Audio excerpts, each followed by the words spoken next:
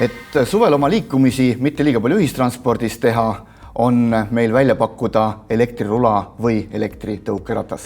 Nendest olen ma kutsunud siia stuudiosse rääkima Madise ja Oliveri. Tervist! Ehk et esimene küsimus, miks te olete valinud just selle liikumisvahendi, mis te olete valinud? Ehk et siis Madis, miks sa oled valinud elektritõukeratta? Elektritõukeratta puhul meeldis mulle see lihtsus ja mugavus. Mul ei ole väga suuri eeldusi, et alustada ja sõita sellega. Lihtsalt saan seda kasutada. Oliver, aga miks sina valisid enda jaoks just elektrirula? Mulle meeldivad väljakutsed ja elektriline rula on mingis mõttes väga cool, väga praktiline ja see nagu teatavas mõttes esitas minu jaoks selle väljakutse. Aga kas sul lapsepõlvest või varasemast ajast on rula kogemus juba olemas?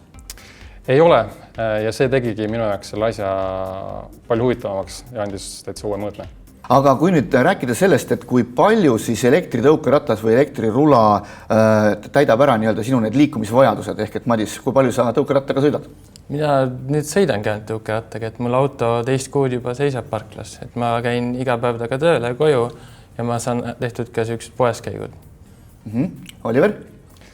Ütleme, minu jaoks ta lahendab ka enamus sellised lühikesi reise ära, kuna ma ise elan Kalamajas ja mu peamised käigud on ka võib-olla kesklinna ümbruses, siis selliste sõitude jaoks on see minu jaoks täiesti ideaalne sõiduvahend. Aga kui nüüd vaadata, teades Eesti ilma, et iga päev ei ole meil päike paistab ja väga soe, ehk et vihmad ja muud asjad, kui ilmastikutundlikud võib-olla need sõiduvahendid on? Tõukeratas ise on veekindel, seal probleem pigem on inimeses, et kui sa tuled vihmaga tööle üleni porina, siis sa lihtsalt ei näe viisakas välja nii-öelda. Et siis ma võtan ikkagi hommikul auto, aga väga head ilmad on olnud seast. Just, aga kuidas rulaga on? Eks suures plaanis on samamoodi, et nad on veekindlad nad on, aga küsimus on see, et kuidas see kasutaja ise siis soovib veega nagu suhelda, et kui sa just ei ole suur fänn vihmaga õues käimisel, siis miks sa peaksid tahtma vihmaga siis rulaga sõita näiteks? Aga kui me mõtleme nüüd tee pinnase peale, ehk et vihmaga on ta võib-olla märksa libedam, kas mingid täiendavad ohud tulevad? Eks ta kindlasti, kui on ikkagi sile asfalt ja libe, siis peab olema ekstra ettevaatlik ja pigem mina nagu väldiksin ikkagi lausvihmaga sõitmist, kui natukene tibutab või midagi sellist ikka Eesti ilmad on, aga nad on, et see väike tibutamine või kerge niiskus ei tee midagi. Aga kui me räägime nüüd neist mõlemast elektrisõidukist, et kas meil teekatte pinnas mängib see mingit rolli või pigem nagu enamlevinutel pinnastel saame sõita? Kindlasti, siin tulebki väike eelis võib-olla tõukerattale, et tõukerattaga ma saan üle väiksemate äärekivide hüpata, ma saan sõita ka sükse suurema kruusa sees võib-olla. Küll ei ole kõige parem, aga saab. Et ma olen sõitnud isegi metsarajal nii-öelda. Aga kuidas rulaga on? Rulaga ütleme ka sõltub võib-olla rulast endast, et rulasid müüakse erinevate ratast, erinevat sorti. Et klassikalistemal kindlasti on kruus on pigem võib-olla välistatud ja selline raskem pinnas, et seal on kindlasti tundlikum, et endal ei ole ka nii mugav sõita väga konarlikul pinnase peal, kuna rulad on ikkagi mingis mõttes jäigemad, neil ei ole vedrustust, siis see nagu loob ka nagu mingis mõttes natukene võib-olla selle sõidu mugavuse natukene teisele tasemele. Küll nüüd, nagu te ennem rääkisite, et hästi palju igapäeva sõite saab ära teha, ehk et kindlasti kõik nad ei ole ju kergliiklusteel, et me peame minema ka päriselt liiklusesse osalema, et võib-olla mis peaks silmas pidama, kui nende sõiduvahenditega liikluses osaleda? No kindlasti ohutusvarustus, et mina ilma kiirurita välja ei lähe naljalt. Ja teine asi, mis tõukeratta puhul, ilmselt ka rula puhul on, et see pidurdusteekond ühe ratta piduriga, siis minu puhul on üsna pikk, et võib-olla inimesed võrdlevad või tunnetavad sellist auto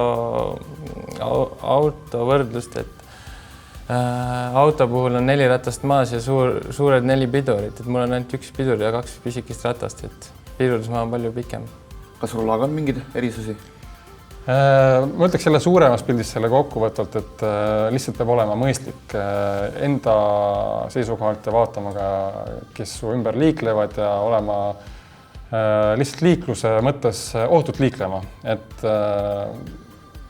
need elektrilised sõiduvahendid, mis meil on siin tulnud turule, et nendega kindlasti veel ka kaasliiklejad, kõnniteel inimesed siis, kes jalutavad, ei oska veel arvestada, ei kuule neid, et siin on päeva lõpuks tuleb lihtsalt olla ise natukene ettevaatlikum, mitte olla nii hulljulge, sest et päeva lõpuks on see nii endale kui ka siis teistele oluliselt turvalisem.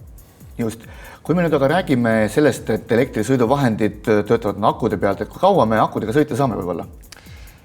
Eks need ka varieeruvad päris palju, et sõltuvalt tootjast ja mudelist hakkavad seal tõenäoliselt võib-olla mõnest kilomeetrist ja vingemad seal sõidavad mitukümmend kilomeetrit ühe akuga ära.